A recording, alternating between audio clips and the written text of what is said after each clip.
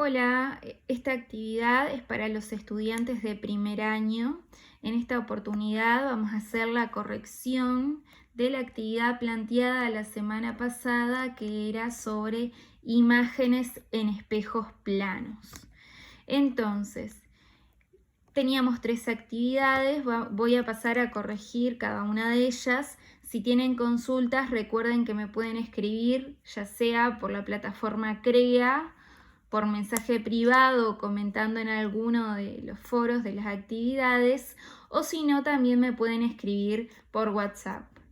Entonces, la primera actividad teníamos a un objeto con forma de punto que estaba ubicado frente a un espejo plano. Lo que teníamos que hacer era determinar su imagen. ¿Cómo lo hacemos? Bueno, primero que nada tenemos que tener en cuenta algunas cuestiones, como por ejemplo, los espejos son superficies pulidas, eso yo les había pedido que buscaran también, que cumplen con las reglas de la reflexión de la luz. ¿Qué es la reflexión? Es un fenómeno que se produce a nivel de la luz, en donde rayos inciden en una superficie y luego se reflejan volviendo al medio material por el cual se estaban propagando. Y para que se cumpla la regla de las leyes de la reflexión, tienen que cumplirse 2 reglas. La primera, que el índice, que la normal, el rayo incidente y el rayo reflejado deben estar contenidos en el mismo plano. Y la segunda regla que se debe cumplir es que el ángulo incidente debe ser igual al ángulo reflejado. Entonces, ya sabemos lo que es la reflexión, ya sabemos lo que es el espejo, en este caso estamos trabajando todavía con espejos planos, y ahora necesitamos saber cuándo se forma una imagen. Una imagen se forma cuando se intersectan 2 o más rayos reflejados o prolongaciones de los rayos reflejados. En el material que les compartí, les explicaba qué quiere decir que se intersecten los rayos, quiere decir que se crucen en algún punto. Entonces, si queremos obtener la imagen de este objeto con forma de punto, tenemos que hacer que incidan sobre el espejo diferentes rayos. Entonces, lo que resulta más fácil es siempre trazar un rayo que sea perpendicular al espejo. Decir que un rayo es perpendicular quiere decir que entre ese rayo y entre el espejo hay un ángulo de 90 grados.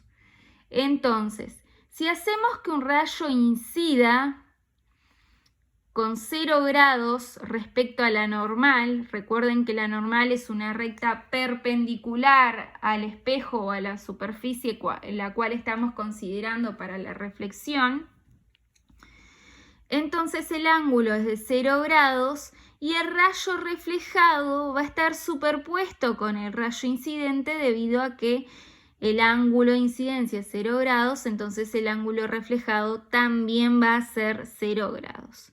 Entonces ahí por eso tracé a un rayo que incide y al otro superpuesto que se refleja. Luego lo que hice fue prolongar, que para eso se utilizan líneas punteadas, al otro lado del espejo el rayo reflejado. Entonces, para que se forme la imagen yo necesito como mínimo 2 rayos reflejados, porque con uno solo no puedo hacer que se intersecte con nada. Entonces, desde el objeto hago incidir sobre el espejo otro rayo que lo puedo hacer con cualquier inclinación. En mi caso, hice un rayo con 25 grados respecto a la normal. Ustedes trazan un rayo en cualquier parte del espejo, ese rayo forma el punto incidente, que es el punto en donde incide el rayo incidente, que se corresponde dentro de la superficie y que les va a servir como sistema de origen para la normal. Vieron que en donde incide el rayo incidente yo tracé a la normal perpendicular al espejo.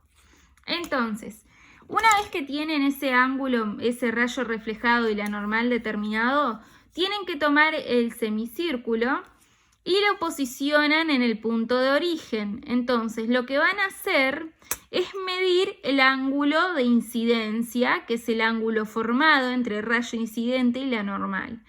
En mi caso, como ya les dije antes, era 25 grados. En el caso de ustedes puede ser que el ángulo sea 30, 40, 50, lo que sea, no está mal. Lo único que tienen que asegurarse después es que el ángulo reflejado sea igual al ángulo con el cual hicieron incidir al rayo incidente. Entonces, en este caso, ubiqué desde la normal hasta donde me indicaba el semicírculo 25 grados y ahí solo tracé el rayo reflejado. Entonces, tenemos que incide con 25 grados y se refleja con 25 grados también. Luego lo que terminé de hacer es prolongar al rayo reflejado y acá vemos que hay una intersección, que en esta intersección se forma la imagen del punto, que en este caso, del objeto, que en este caso es un punto. Bien, entonces acá tenemos a la imagen, que era lo que nos pedía en la parte 1. Ahora, en la parte 2 nos preguntaba cuáles son las características de la imagen obtenida y teníamos que describir un poco en qué consistía cada una de ellas. Una de las características es que la imagen tiene simetría axial con respecto al espejo del objeto. Entonces, eso quiere decir que si nosotros, por ejemplo, hacemos un pliegue en donde está el espejo, el objeto y la imagen se van a superponer. Eso quiere decir que tiene simetría axial. Otra característica de la imagen es que es virtual. Eso quiere decir que se forma detrás del espejo. Vieron que tenemos al objeto del lado izquierdo y a la imagen del lado derecho. Entonces, se forma detrás del espejo y está producida por la intersección de las prolongaciones de los rayos reflejados. Vieron que si miramos el lado izquierdo del espejo, acá no se intersectan los rayos reflejados. Tenemos uno que es horizontal y va hacia allá y el otro que viene más hacia acá diagonal. Pero sí se intersectan del lado derecho, que es ahí en el punto donde puse la imagen. Entonces, por eso es virtual. Otra característica es que la distancia que está la imagen con respecto al objeto, con respecto al espejo, perdón, es la misma distancia de la que se encuentra el objeto con respecto al espejo. Si toman una regla y miden esta distancia, luego deberían comprobar que esta distancia de acá es la misma. Y la imagen, que acá no se puede percibir, pero en la situación 3 sí se percibe más claramente, es que siempre la imagen obtenida en un espejo plano del objeto es de igual tamaño. O sea que si tenemos a este objeto que es, por ejemplo, de 1 centímetro, entonces la imagen también va a ser de 1 centímetro de radio, por ejemplo, ¿no? En la parte 3 teníamos un poco más complicada una situación, ya no determinar la imagen de un punto, sino determinamos la imagen de una figura, en este caso de un triángulo. Y también teníamos que mencionar las características.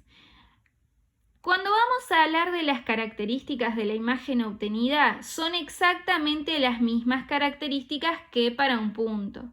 Vamos a verlas ahora de nuevo. Primero vamos a ver cómo determinar la imagen.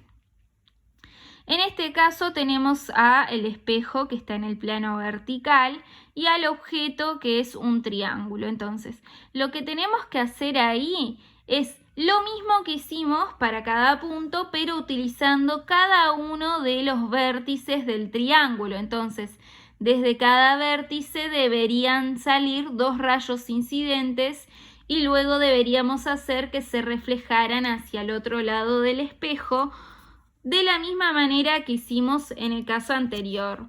Hacemos que incida sobre el espejo, medimos el ángulo y verificamos que el rayo reflejado sea en el mismo ángulo con el que incidió. Entonces, las intersecciones que se nos van formando en este lado del espejo van a ser los vértices del triángulo, en este caso los vértices de la imagen obtenida a partir del objeto, que es un triángulo. Entonces acá podemos verificar de nuevo que se cumple que el objeto y la imagen son simétricos, que tienen simetría axial, también que es virtual la imagen debido a que se forma por las prolongaciones de los rayos reflejados y que está del otro lado del espejo. Si medimos la distancia, a ver, voy a tomar una regla, debería estar a la misma distancia, en este caso está a 3,6 centímetros, si medimos acá está a 3,6, luego estos puntos, este está a 1,1, si medimos acá está a 1,1 y con este otro punto debería pasar lo mismo, que están a la misma distancia. Y por último, que en este sí se observa claramente, el tamaño de la imagen es igual al del objeto. Entonces, esto es lo que tenían que hacer en la actividad pasada. Es importante que hagan apuntes en sus cuadernos y si tienen dudas que las hagan, debido a que la actividad para esta semana es muy similar a esta actividad que estamos haciendo hoy.